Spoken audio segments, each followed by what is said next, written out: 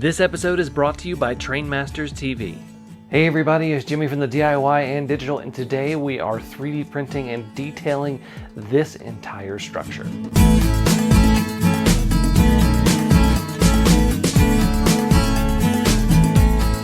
Welcome back everybody. I have not done a 3D printed building in a while, and I was really kind of itching to do one, and I needed something new for the new yard on my layout. So I figured, why don't I print a yard facility with refueling, with rip track elements, and with maintenance facility elements. So let's go ahead and get started into that.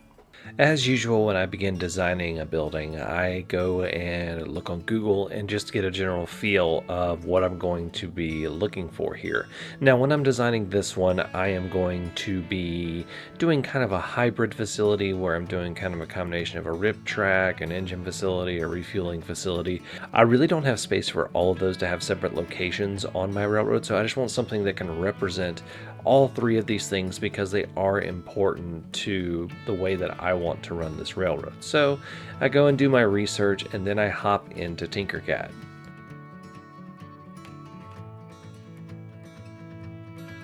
So now it's time to hop into Tinkercad, and first of all I want to say, if you like this design, this is going to be the model of the month for October over on my Patreon. So all of my patrons at the $5 a month engineer level will be able to download a version of this and print it themselves.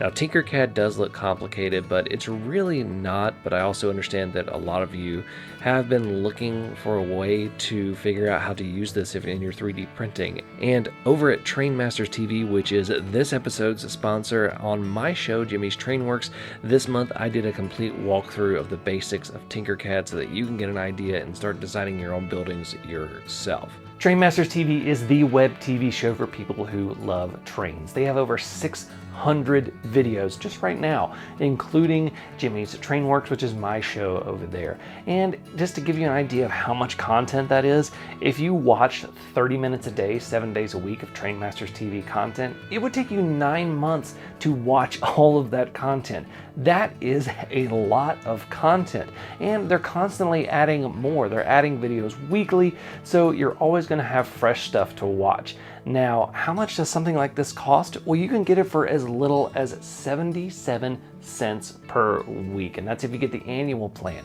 If you want to do month to month, you can do it for as low as $4.99 a month. So definitely worth checking out. I absolutely love Trainmasters TV. I've learned a lot from watching other videos and shows on there. So definitely check it out, trainmasters.tv. It is your go-to source for model railroad video content. Once I have all my components done, I go ahead and slice them and get them ready to print and send them off to my printer.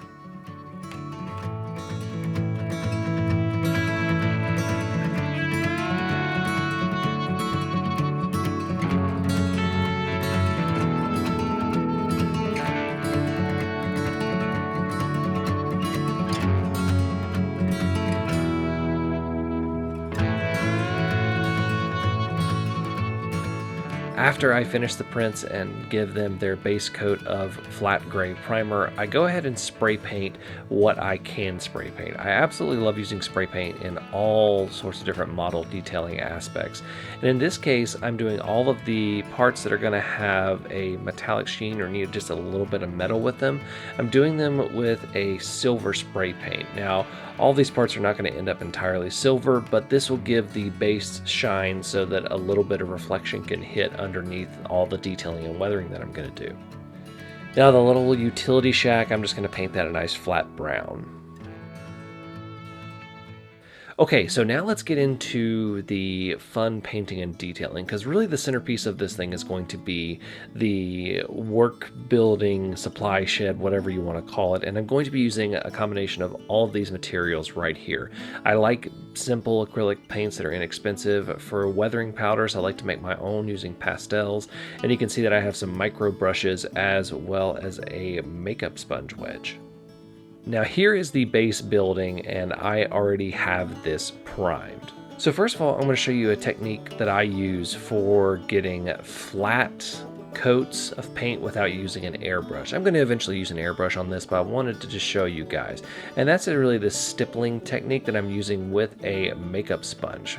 Makeup sponges are really great because you lose all of the bristle texture that you can get with paint, and by stippling you're going to get a little bit of unevenness, but you're going to be able to get, you're not going to see those brush strokes which look incredibly unnatural. So, and basically the way that I do this is I start off with the edge of the wedge, and then I go in and use the flat side and I go ahead and smooth out the paint. And the great thing about sponges is you can really get in all the corners. They're not that great for doing any of the detail painting. You still want to use brushes for that, but makeup sponges like this are really cheap, and they're a great way to get paint on evenly like this without having to, if you don't have an airbrush that you can use or anything like that.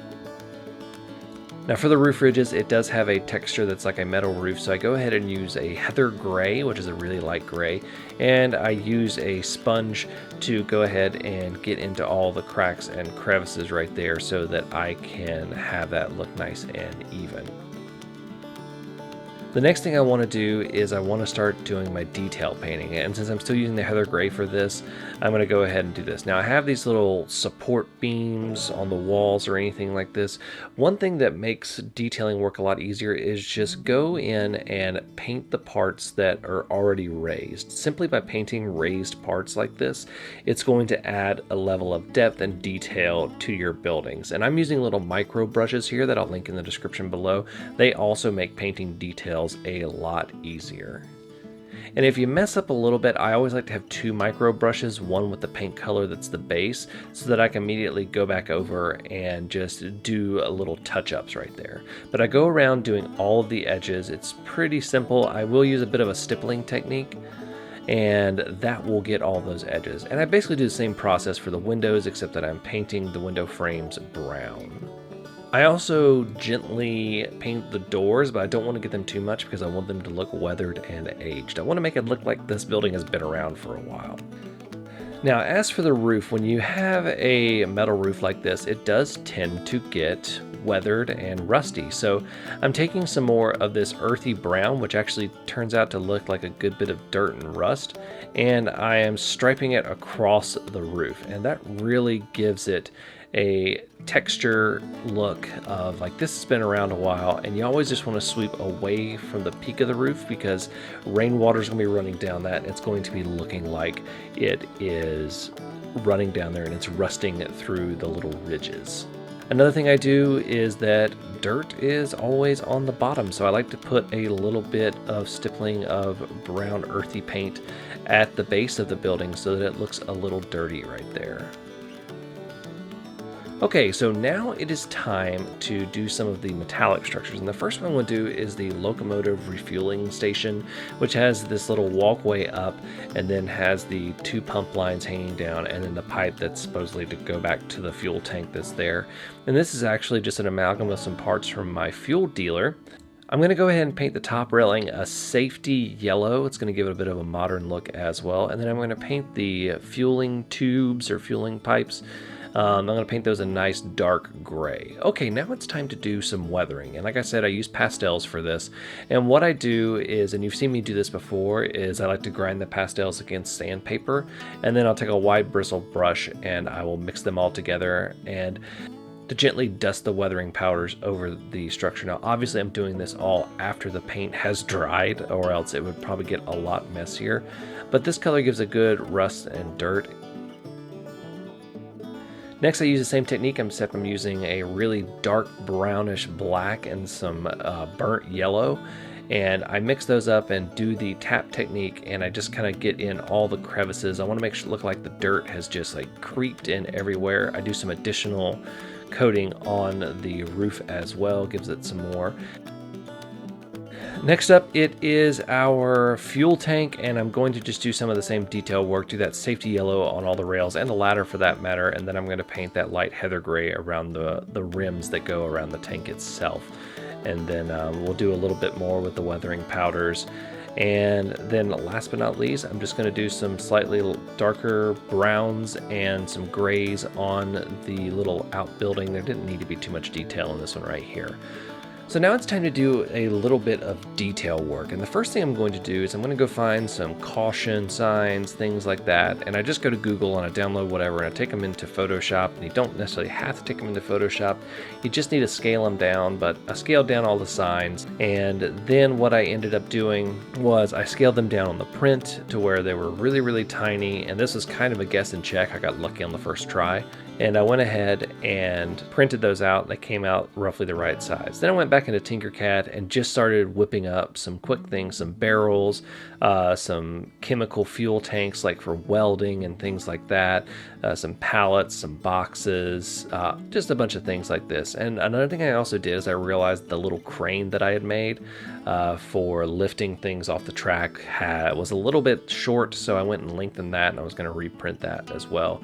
I sliced it up and go and get it printed, and now I can begin my detailing process. The first thing I'm going to do is I'm going to cut out the little paper signs. I just printed them out on regular typing paper, and I went ahead and cut them up. Now you notice I'm using some nippers to cut them up. I like doing this because it gives me good clean cuts, and versus scissors. Scissors can sometimes be a little tricky. The nippers give me good clean cuts when I'm dealing with very small signs, and you know exactly where the cut is going to go, and these work extremely well. And then I dab a little bit of glue on them and I just let them glue in place. I'm using plain old white glue, that way it dries clear, and I just put the signs on where I need to put them.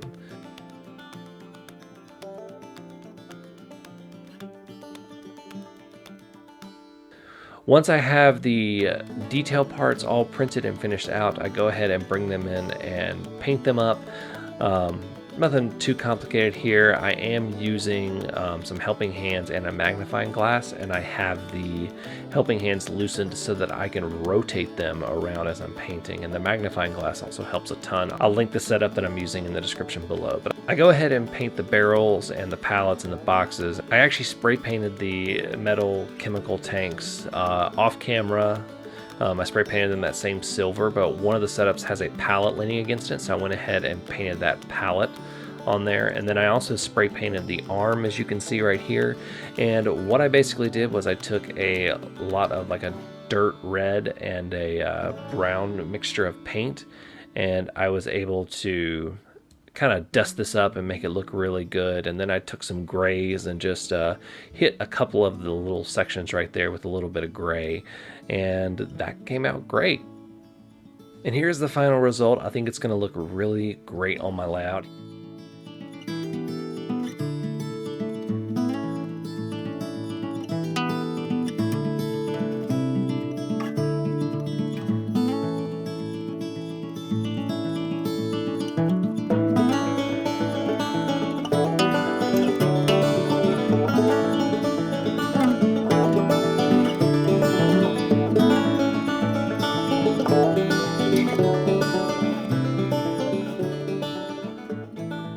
I actually put it on my layout right here, and you can see I have several locomotives right here as well as a piece of rolling stock, and I think it's going to be an excellent part of the little yard scene that I have, and I can't wait to get it on there and get it 100% detailed out and blended in with the rest of the scenery.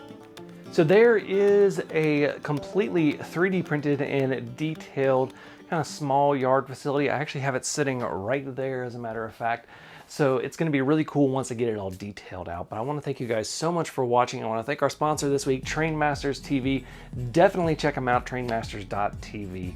And I also want to say a huge thank you to all of my patrons. They are listed right here. You can be a patron for as little as $1 a month. A lot of cool stuff. They know about a lot of stuff in advance. Plus they get some cool behind the scenes stuff.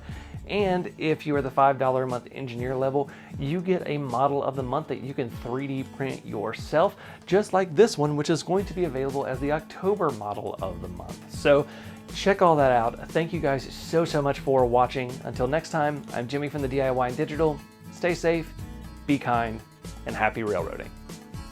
Hey guys, guess what? I made it through a whole video without any bloopers, so I gotta run my no blooper video today, which is basically me saying thank you guys so much for watching. If you like what you saw today, be sure to click that like button, and if you're here for the first time or you haven't subscribed already, why don't you go ahead and hit that subscribe button. We have a lot of fun here, and we've got a good community of support around here as well.